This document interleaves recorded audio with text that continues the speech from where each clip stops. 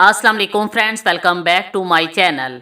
माँ बनना औरत की ज़िंदगी का एक नाकाबिले फरामोश तजर्बा है, क्योंकि ये एक ऐसी नेमत है जो हर किसी को नहीं मिलती। शादी के बाद हर लड़की की ये ख्वाहिश होती है कि उसकी गोद जल्द अज जल्द भर जाए, उसके यहाँ खूबसूरत और सेहतमंद औलाद हो। अब ये अल्लाह पाक के इख्तियार में है कि बेटा पैदा हो या बेटी पैदा हो। इसका इल्म तो सिर्फ अल्लाह पाक को ही होता है, लेकिन हमल के दौरान औरत के जिस्म में कुछ निशानियां जाहिर होती हैं, जिनसे पता चलता है कि उसके पेट में बेटा है या बेटी।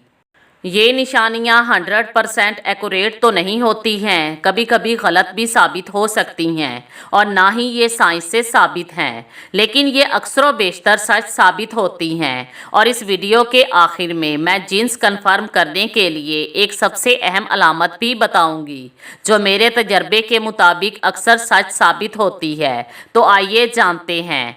अगर बच्चे के दिल की धड़कन 140 फी मिनट से कम है तो लड़का पैदा होगा, और अगर धड़कन फी मिनट में 140 से ज़्यादा है तो लड़की पैदा होगी।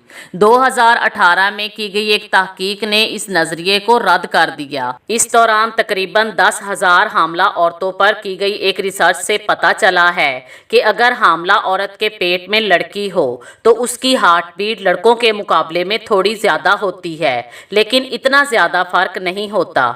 अगर हमल के दौरान औरत के चेहरे पर छाइयाँ और दाग धब्बे हों तो इसका मतलब है कि बेटी पैदा होगी, और अगर हमल के दौरान औरत का चेहरा साफ शफाफ हो तो इसका मतलब है कि बेटा होगा।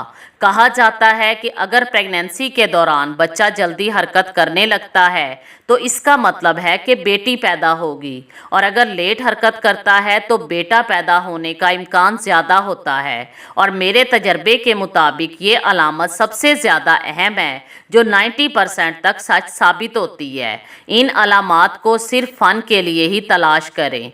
दुआ करें कि बेटा हो या बेटी, अल्लाह पाक सेहतमंद और ज़िंदगी वाली औलाद अता फरमाए। Thanks for watching.